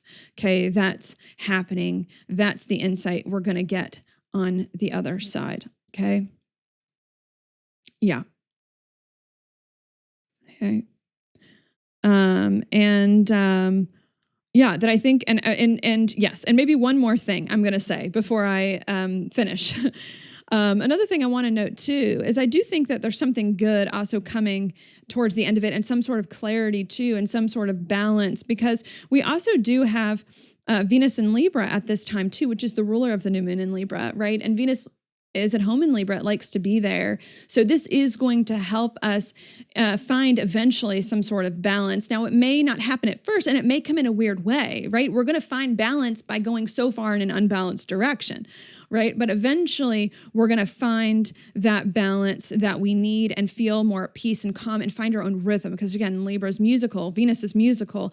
Find our own rhythm in this different space that's more full of ease instead of, pushing and forcing. So I think there's going to be some of that. And I also need to note Uranus too. Uranus is in Gemini. It's sextiling Neptune in Pisces, and it's trining Pluto in Aquarius, which is also sextiling Neptune in Aries. So there's a lot of good things I think that can emerge. It's just we have to kind of go through the emotions, the eye of the emotions, we have to go through those.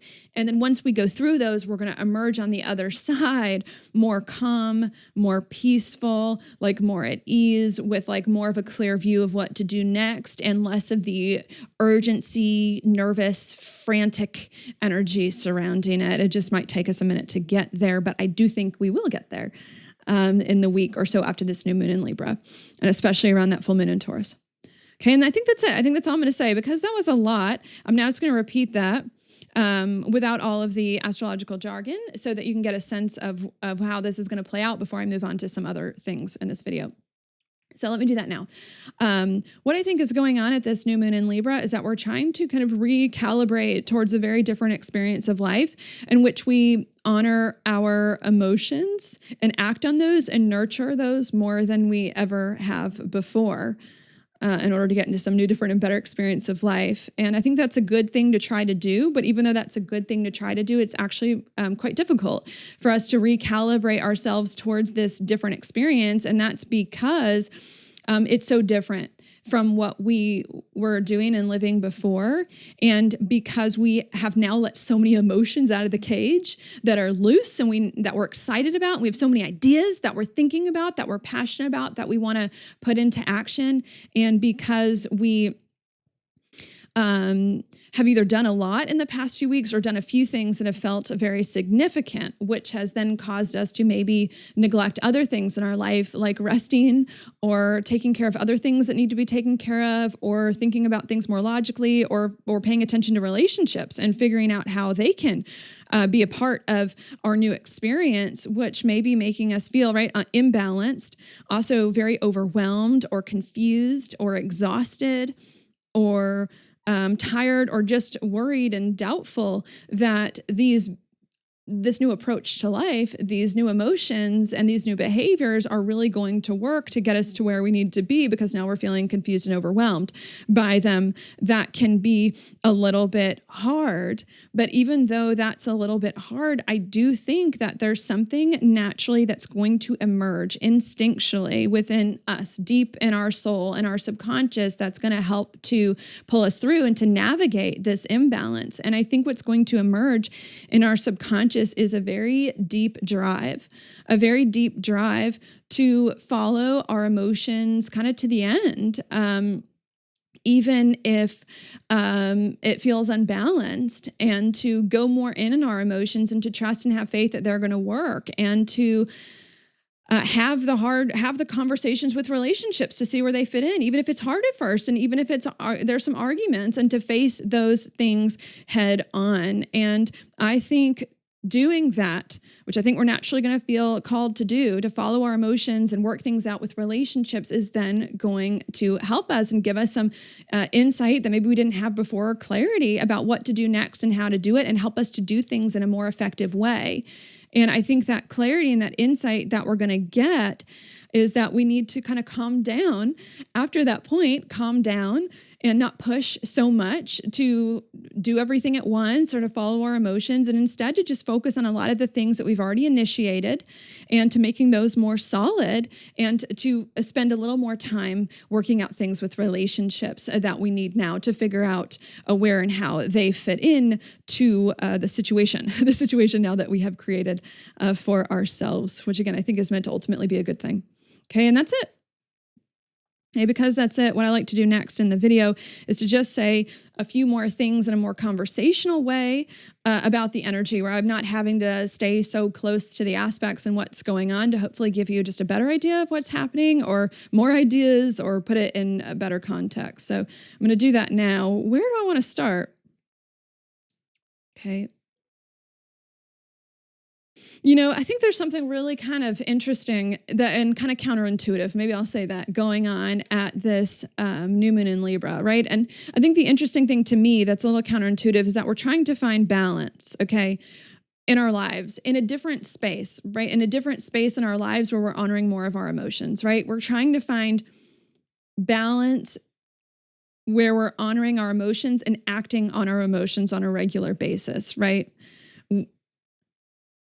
And the way to actually find the balance at this new moon in Libra is not to try to cultivate it. The way to find the balance is not to purposely try to be balanced. It's not to say, oh, well, I wasn't balanced today, so maybe tomorrow I need to be balanced, or I need to do the other thing that will balance me out.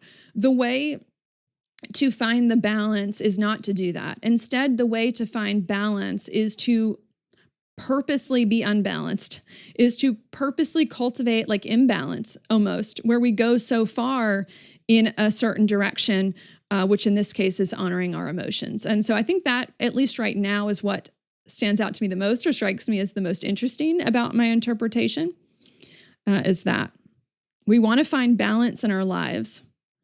But the way to find balance is not to consciously cultivate balance. It's instead to do the opposite, to consciously cultivate imbalance, okay?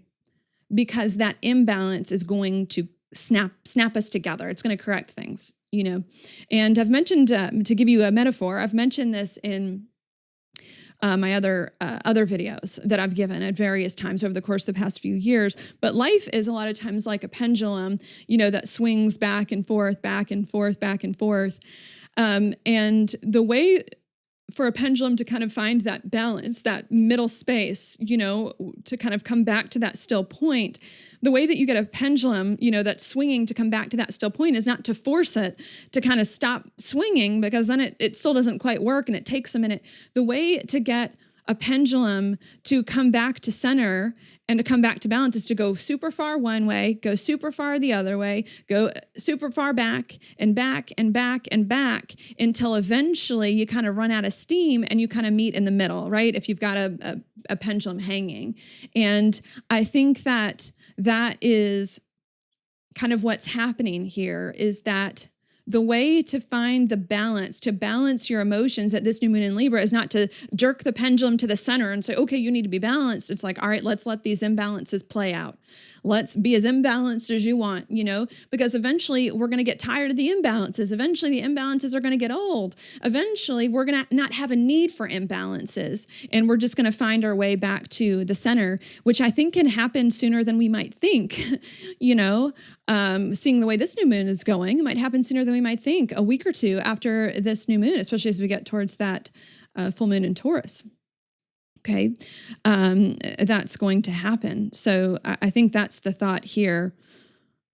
Okay, right? It's going to have to find that middle space. And part of it is because, right, you have to let the emotions run their course and to depolarize. Like there's a thought there of like depolarize things. A lot of times when we're swinging back and forth, it's because we're polarized in a certain direction. We've had too much of one thing and not enough of another. And we need to kind of let those emotions play out until we're kind of in the center. And I think that's been the case, again, if you've been watching my videos for a while, I think for many years, to kind of put it in a larger context, we have been imbalanced. I think for many years, especially if we're talking 2020 and beforehand, when we had that Jupiter, Pluto, Saturn, South Node conjunction in Capricorn, and Pluto was in Capricorn for many years, the beginning, right, prior to this, I think for many years, we've been too Capricorn, because Pluto will bring too much of something there. We've been too much Capricorn,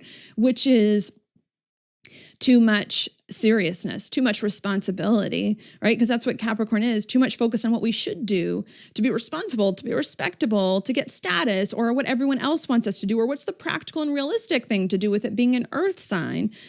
For so many years, we have been focused on that. And we have not been focused on the emotions. We have not been focused on the emotions nearly enough that we need to be. A matter of fact, I think over the course of the past many years, while Pluto was in Capricorn, we villainized emotions. We made it seem like emotions were the worst thing in the world, that you're weak if you have emotions, that, emotions are the problem, that they lead you astray, right? We've done that. And so we haven't honored our emotions. And the way to correct that imbalance for many years, when we were the opposite way of not honoring our emotions, is to now give our emotions enough room to kind of play or to swing or whatever, to sway or to do whatever they need. Because the more space that you give your emotions to play, it's going to be the equal counter. It's going to become more of an equal counterbalance to the other stuff. And that's what we need, really, right? If you've been feeling like your life has been hard and too responsible and all of that for many years and decades, well, now you need to cultivate the equal amount of opposite, the equal amount of emotion, the equal amount of passion, the equal amount of play, the equal amount of not being responsible, not doing that thing, in order to find the way in the center, right? And it's cultivating that opposite amount, right, of play and of emotion that's then going to neutralize the situation or depolarize the situation. Because once you realize I can follow my emotions as much as I want and no one can stop me, no one's going to stop me, or I can follow my emotions as much as I, can, and I'm going to let myself do it. Once you do that, then all of a sudden there's no reason to fight against the rules and restrictions anymore, right? Because you're doing it. No one's stopping you. No one's stopping you from following your emotions. No one's stopping you from doing these other things. So the polarization gets removed from it. And you're like, oh, okay, well, now I can just be. Now that I'm not fighting against rules and traditions, and now that I'm honoring my emotions and no one's telling me I can't and I can do it as much as I want, now there's not a need as much to do that extreme. Now there's somewhat in the middle, Like I'm getting the metaphor of like a teenager, who, is just starting to get some freedom, right? It's just an example. Or some of you may have some very good teenagers, but a stereotypical teenager, I'm thinking of a teenager who's lived in their parents' home, obviously all their life. They're getting to be 16 years old. They've got a car. They've got more freedom. Maybe they've got a job they do after school. And then sometimes when that happens, teenagers start to get a little crazy. Now that they're not as much under their parents' control, they then start to go crazy and experiment and get into other things. And do you see, it's a pendulum. It's the opposite reaction to what was happening before, right? That needs to play each other out. And when the teenager realizes, okay, I have some freedom. Okay, my parents won't let me do everything, but within reason, I have the freedom. Then all of a sudden, the need to rebel kind of neutralizes itself. And so I think there's a sense of that I'm feeling. Maybe another way to put it is that there's like an inner teenager. There's like an inner teenager that's like raging or like binging on emotions that in some way we need to indulge, not till we get in trouble, but indulge in healthy ways, until we no longer feel this intense desire to do it because we know that we can do it, So I hope that is making sense, or that the point is getting across, is that once you're allowed to do something that you weren't allowed to do for a very long time, and once you're allowed to do something that you weren't allowed to do for a very long time, and you're allowed to do it in whatever way you want, then it loses the intensity, it loses the polarity, it loses the harsh edge, and it becomes more of a healthier instinct, okay? Because sometimes, I'm just trying to make sure I'm really communicating the point well enough, because sometimes when you're told you can't do something for so long, you want to do it more. But when you can do it and no one says anything, then you're like, okay, it's fine. So I think that is the situation. We've been told for a very long time, your emotions are bad, don't honor your emotions. So now all we want to do is honor our emotions. Okay. And the minute we let ourselves honor our emotions without berating ourselves or making ourselves feel bad, all of a sudden we're going to be like, oh, okay. Now we can do our emotions in a more balanced way because we're not fighting against anything. We're not rebelling against anything. We're not emotionally polarized against something because we can just do it now. And it's not that big of a deal. So I think that's what I'm feeling here. And I think that's going to emerge more naturally, where we're going to try to get to that more balanced place. Okay.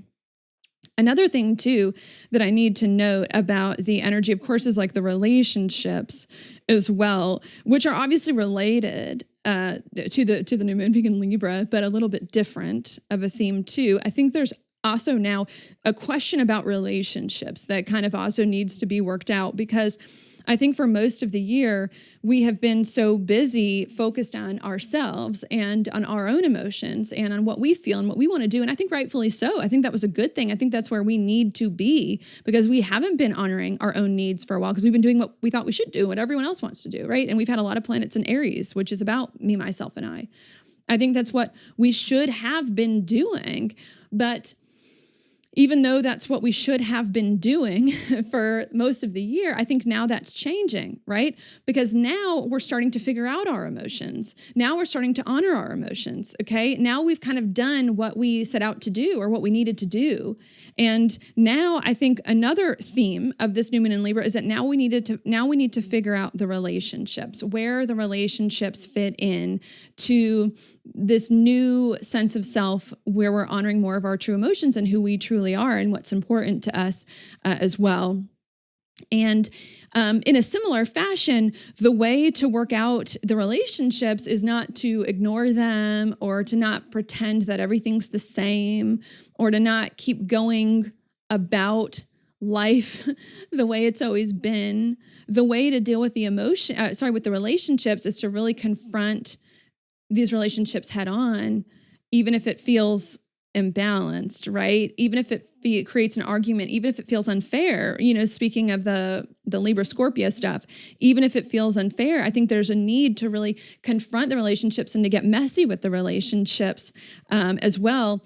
And when I say get messy and confront relationships, to bring your new self into it. It's not to say, okay, well, I've changed, and to go all in on my emotions, but now I'm not going to go in on my emotions in my relationships. Now we're going to try to do, no, it's like, now we have to figure out how the relationships fit into the new experience here and our new way of life, where we're honoring more of our emotions and who we are for a change. And the way to do that is to not ignore who you are, because that's against everything we've been talking about. Okay. And it's not to try to be fair, to the other person, because no, it's to honor more of what you want and to get messy with relationships, okay? To figure out, do we want the same thing or do we not, And in what ways do we want the same thing? And can this work or can this not? And to have these conversations, even if it's unclear at first, because that's going to give you the answers, right? That's going to give you the answers of whether a relationship can stay or needs to end or what, when it comes to this different experience. So I think there's also a note there with that. Not only do we need to honor our emotions more and more and more and more, even if it's imbalanced, because that ironically is going to restore the balance in our lives. But when it comes to our relationships, and maybe I need to be more specific about this, more concrete, when it comes to our relationships, we need to assert ourselves more and more and more. We need to assert our own passions, our own desires, our own things that we want more and more, because that's what we've been learning, and not compromise, not be balanced, not be fair, even if it creates an argument, even if it creates a hard conversation, even if it creates a disagreement, because it's that imbalance that is going to lead to insights, right? It's going to reveal where are you? Where am I? Are we on the same page in the relationship, right? And that's going to give you the answers about what needs to happen that maybe could not come in another way if you're just ignoring the issue or just skirting around it, okay? Because now we also need to figure out how relationships fit into what we're doing, okay? Not only do I want to note this about the new moon, but there's some sort of clarity and answers coming right after we go to extremes, right? So it's like after we go to extremes to let our emotions out to play as much as they can and to, give it to the relationships and be imbalanced in the relationships, there's clarity coming after that. But you have to go through this first, through the imbalance first. Okay, what clarity is coming after that? Well, part of it is balance, right? After the imbalance, we're going to get balance, okay? Right? After the arguments with relationships, or where you're being imbalanced with relationships, asserting too much of yourself and they're asserting too much of themselves, then you're going to weirdly come to a more balanced state. So it's it's such a weird kind of way of working it that feels kind of opposite and counterintuitive, but we're going to get some big balance there. So keep that in mind, right? And I think I already kind of stated that.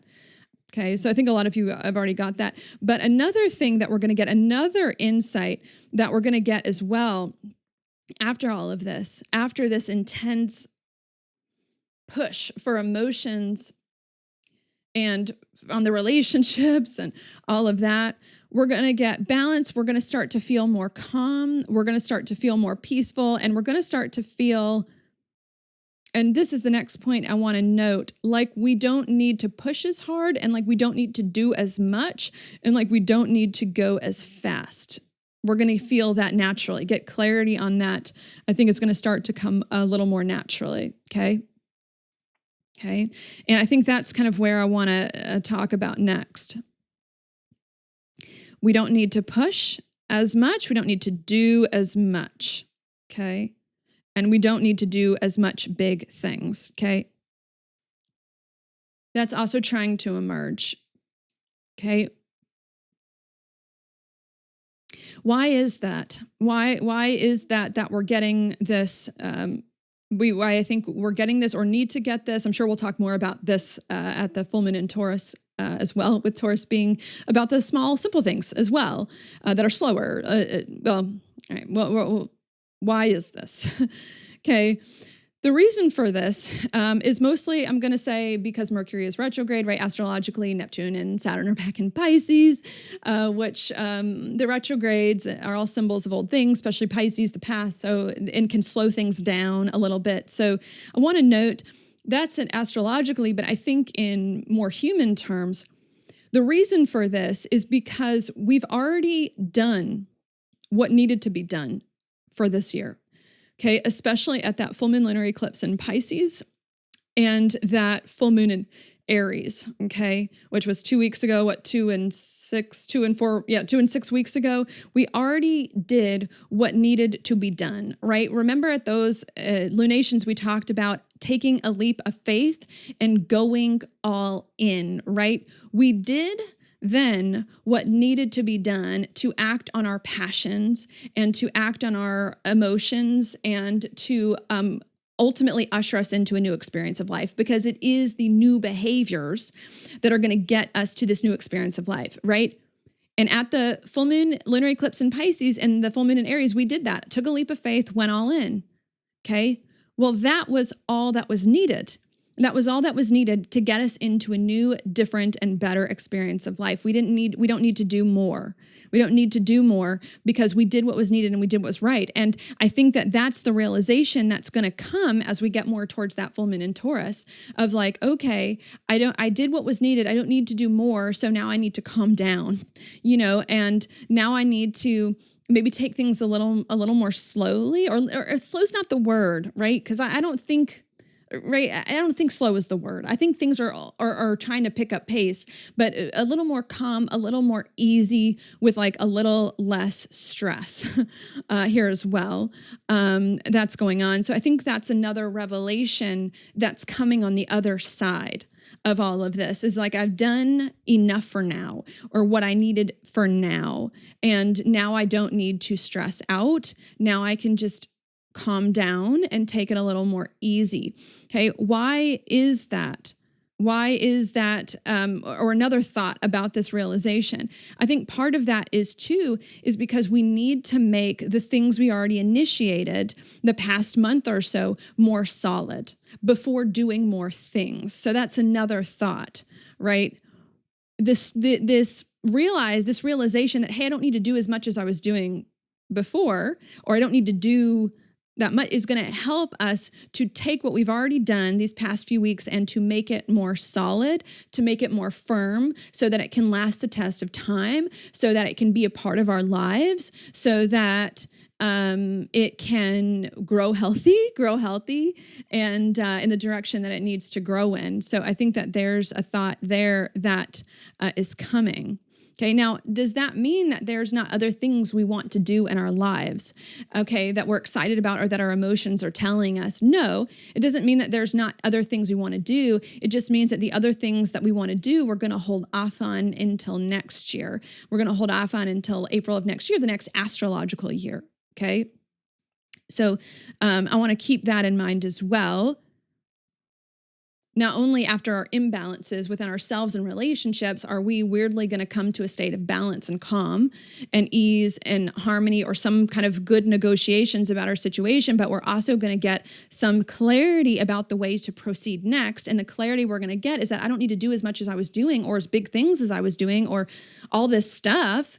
I just need to calm down and take it easy and work with what I already have, because I need to make those things more solid before I move forward next. And any other ideas I have, I need to save for later. I need to save for next year. Okay, next astrological year, April. Okay, so there's also that realization coming. Another thing that I want to note about that too is that this year, to maybe put it in context, this year is about getting our foot in the door of a new experience of life that we've been trying to get to for quite some time, since 2020, and getting the foundation set.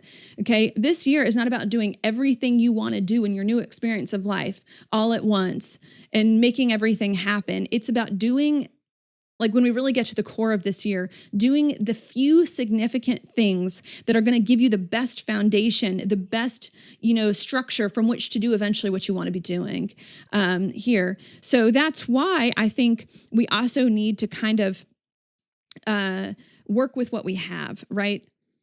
Next year, and when I say next year, I mean astrological year. So April of 2026 to April of 2027, right? Or March of 2026 to March of 2027. Okay, that is when we're going to be able to do a lot of things. That is when you're going to get to do a lot of ideas. It's going to happen very easily. It's going to happen more quickly. It's going to be very simple. You're going to be running on passion, and that's going to bring a lot of healing that we'll talk about. A lot of healing is going to happen next year as a result. So I also want to contrast it with that as well. Yes, this year is about doing things that your emotions are telling you to do and honoring your emotions 100%. Okay. But it's about doing the most significant things that are going to honor your emotions, and the one or two most big things that can get your foot in the door and a solid foundation and foothold. Okay.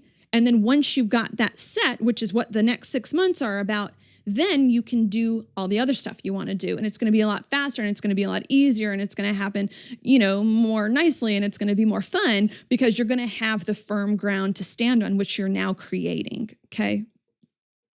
So I hope that also helps. We've already taken the big actions that we need to get us into a new experience of life. Now we just need to slow down and work with them to make them more solid. Okay. To make them more solid. Because once they're solid, that is then going to be the firm ground from which we run on. Okay. And in order to make these things solid, we need 6 months, right? We need October of 2025 to March of 2026. Okay. And then after that, the cement has been set and we can run, okay, on some of these other things. So I also hope that that's clear. And now, another thing that I want to mention is that some of you may be frustrated by that, of like, oh, great, we're going to go slow again. And there's this thing that it's like, time is funny. And I don't even know what to say about that. I think we just took a big leap forward the past few weeks with that Pisces lunar eclipse. We took a big leap forward, right? And now it may feel a little slow, but in the end, it's going to help us move forward big. And it's really not even going to take that long, because I'm getting a sense that some of you are going to get frustrated by me saying this, like, oh, great, we're going to go slow again. And it's like, well, it's really only 6 months left, and we've already done the hard work mostly, what I mean? And it's like, we've actually already have taken a big leap forward.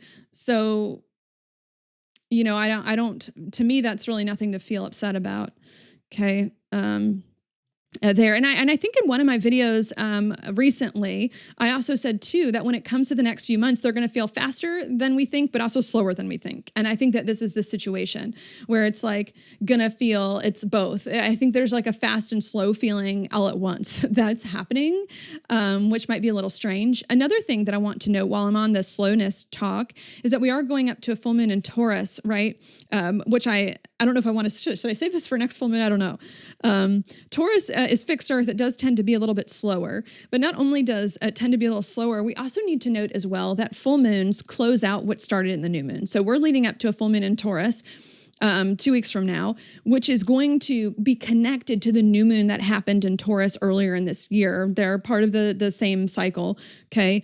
And if you remember, the new moon in Taurus earlier this year was about us beginning to act in a way that's more passionate, okay, but it feeling slow, right? It feeling slow because either we were trying to sustain it or because we were doing less than we were normally doing. And when we're doing less than we're normally doing and not having all this busy work, it feels like things are slow because now we have all of this time. So we're going to get an echo, especially as we get towards that full moon in Taurus, of that new moon in Taurus that we had to kind of bring that cycle to a close and finish that out and bring that cycle to a close. So I'm also trying to explain that, yes, right, and Libra's a little bit of a slower sign too, that yes, once we go through this extreme imbalance and wear out the sides, then we're going to come to a conclusion of like, all right, now we're feeling more calm. Now we're feeling more at ease. Now we don't need to rush. We don't need to push. We can just chill and work with what we have. And maybe it feels slow, but it's really not that big of a deal because it's not really slow. It's like, it's just an illusion, like there's the thought there of like, it's just, time is like an illusion. It's just an illusion. We just feel like it's going slow because we're not doing as much, even though I think we're actually making very big progress. So I think that's another thought that I want to say there. The realization, we're going to realize we need to do less than what we were doing before and not go as fast. Okay. But that's not a bad thing because I think we've already taken a huge leap forward, whether we realize it or not. And because we're not actually going slow, that's the real message, because we're not actually going slow. It's just an illusion of going slow because we're doing less than what we were doing before. Okay. And when you're doing less, you have more time, which is going to bring up similar themes to that new moon in Taurus from earlier this year. If you want to go back and watch that video at some point before the full moon in Taurus. Okay. Okay, another thought that I want to leave you with here, okay?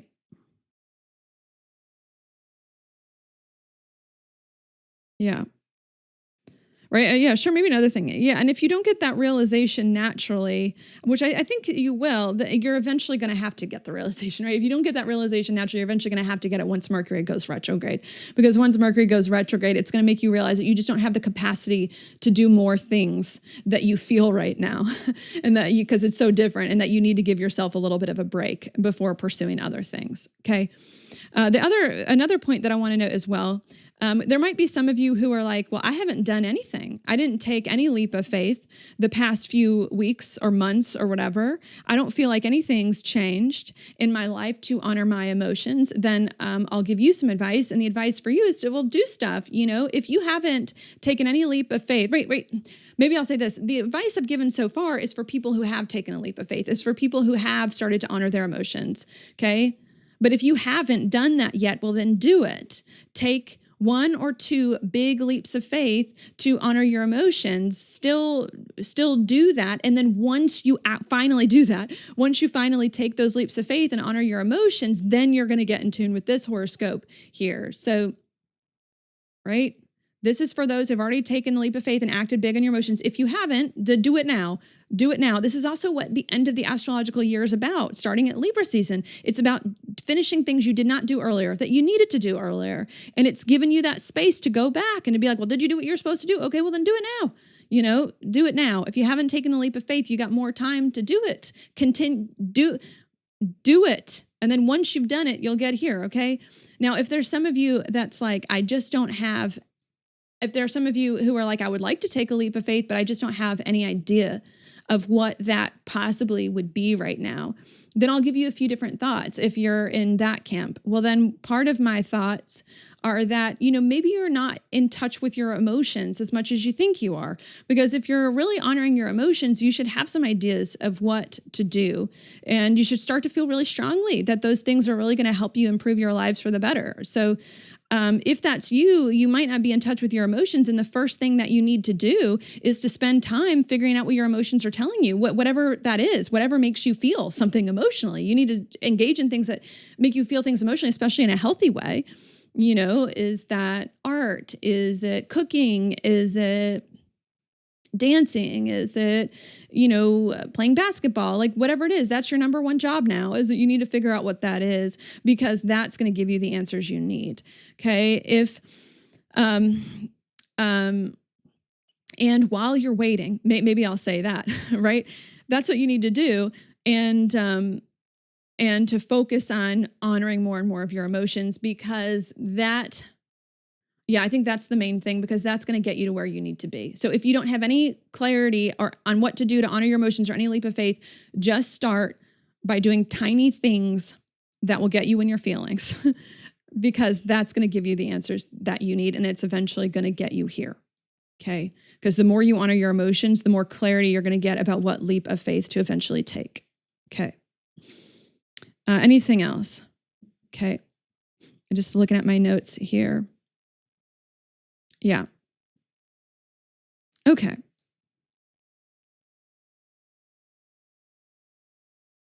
Yeah. I mean, this is the, maybe to go back to the people who have taken the leap of faith. I mean, this is like the downward count to the new chapter of life beginning, is, now that we've already initiated, I think for those of us who have taken the leap of faith, the big things, it's just a matter of time now before they become even bigger and even more seen and even more manifest and a part of our lives. So again, don't be discouraged. We're getting a much needed break, right? Sorry, I'm still feeling like people are going to be upset that I'm like, oh, we might have to do less and go slow. I feel like this is meant to be a good thing. It's going to be a much needed break to give you time to catch your breath and solidify before doing the next thing. And the slowness is an illusion, because we are so close now to finally making a new and better chapter of life manifest. A matter of fact, I think we've already done the things that will make the new and better chapter of life manifest. We just need to finish them. We just need to finish them and follow through and just, get those in a better shape. So I think that's the last thought there. For those of us who have taken the leap of faith already and acted on your emotions, you have done exactly what's needed to get into a new, different, and better experience of life already. So pat yourself on the back, feel a bit of relief. All you need to do now is chill, adapt to the space, get used to it, and make it more solid, which may feel slow for some of you, but should be a much needed break and isn't slow because the hard work has already been done and it's easy. It's easy from here on out. Okay. Let it be easy. Okay. Any examples that I want to give really quickly before we do the inside degrees? Sure, maybe this is a money job thing. Maybe some of you have taken a big leap of faith lately to get a new job in a very different field or start a business, like something crazy with your job situation. And maybe that's created now a lot of chaos in your life. You've got a new job, you've got new work that you're doing, you've got new people that you're meeting. It's all crazy. It's all over the place, you know, and you're so busy you don't have time for your partner at home, or you don't have time to really connect with your coworkers. Well, what needs to happen at this new moon in Libra is you need to play out the busyness, right? It's crazy getting a new job. Play out the busyness. Let it be crazy there, because you're eventually going to find your balance and focus on meeting more of the people and talking to more of the people as well and working out some things there, right? Maybe even having some hard conversations, because that's also going to help that get better, right? Or maybe this is a home situation. Maybe some of you have been trying to move for a while, and maybe you very recently did take a big leap of faith to move to a very different place or to buy a very different type of home or whatever. And maybe that's been good, but now everything's chaotic. You've got a lot of furniture in a lot of different places. You're coordinating with movers. You've got family members living all over the place, things like that, or maybe that aren't helping you out or whatever it is. And you feel very imbalanced and disorganized. And what you might need to do at this new moon in Libra is to like embrace the chaos of the move and go with your emotions and the flow of what you're feeling, and, you know, really engage with the relationships that you're involved in, you know, the family members, the realtor, whatever, head on, even if it is chaotic and messy, to kind of figure out, you know, and have the conversations about what might need to be done to help, you know. Or maybe this is a health thing. Maybe some of you have taken a big leap of faith on your health lately to start a new treatment or a new diet or something. And maybe now it just feels a little crazy because it's messed up your schedule, you know, or maybe it's a new workout. It's messed up your schedule. And now you don't know how you're going to fit in people if you're, you know, have this specific diet that's going on. That could feel crazy. And so what might need to happen at this new moon in Libra is you need to go with the crazy new treatment or diet, even if it's overwhelming, and then spend more time really focusing on the relationships and maybe getting messy with the relationships to figure out how you can make it work, you know, even if that's uncomfortable with the new diet or treatment plan or whatever. It could be going on there. Okay. Right? Or maybe this is a thing in relationships more generally, where over the course of the past few months, you've kind of taken a leap of faith to like focus more on yourself and assert more of yourself and your own needs in life, whatever that is, and your own passions. And maybe now you're feeling a little out of balance because you just have so many things that you're passionate about that you're trying or whatever. And maybe your relationships feel like they don't fit into that or don't agree with that. Well, what you needed to do at this Libra new moon is to go more with your passions and to, confront your partner head on, you know, to really figure some things out and have those hard conversations of how, you know, you fit into each other's lives now. Okay, which eventually, right, will help you to get some answers there. All right, now what I'm going to do is I'm going to look at your inside degrees. So let's do that. The new moon is in Libra, 28 degrees, but they all can be relevant, 27, 28, and 29. Not only that, but, right, because they're a progression, but these inside degrees were not written by me. They were written by someone else named Elias Lonsdale, who channeled the meanings of each of the degrees from Spirit. So we're going to look at these. 27 degrees Libra. It says, pursuing what is desired and nothing else.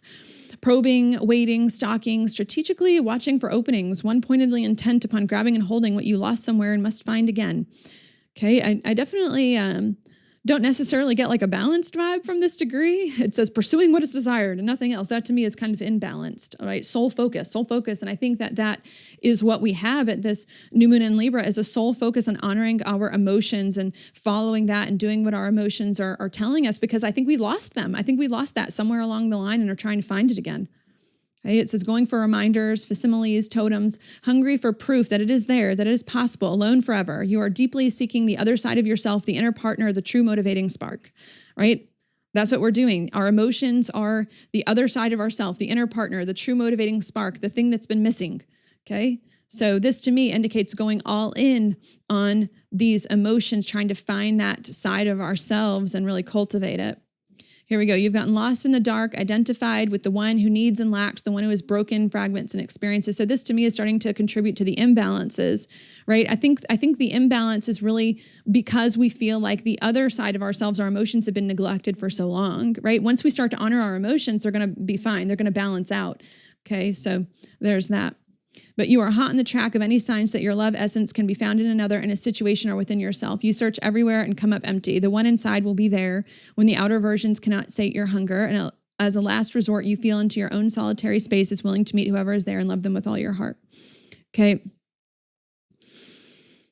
This to me also speaks about, right, honoring our emotions. We're going all in on those. I think we need to, but because that's the side that hasn't been cultivated for so long, but it's creating imbalances, right? And, it's like we need to, I think we need to follow that one side, pursue it all the way to the end, because that's going to help us no longer strive so hard for it and to come back to that place. Because there's something in these last few sentences that you search everywhere and come up empty.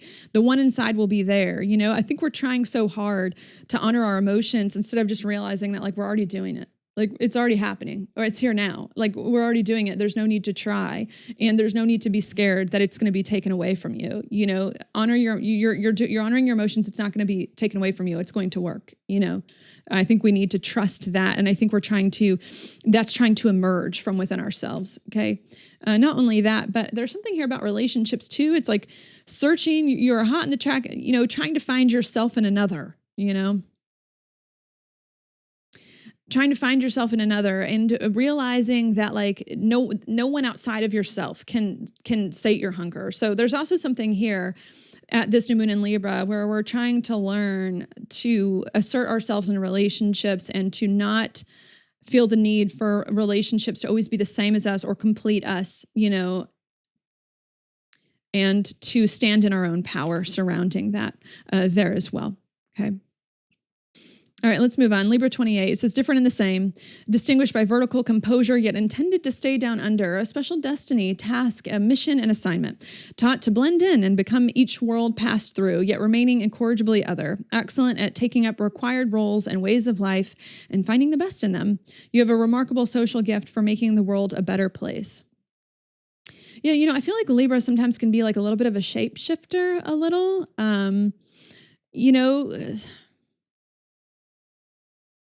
yeah, trying to like do a little bit of each.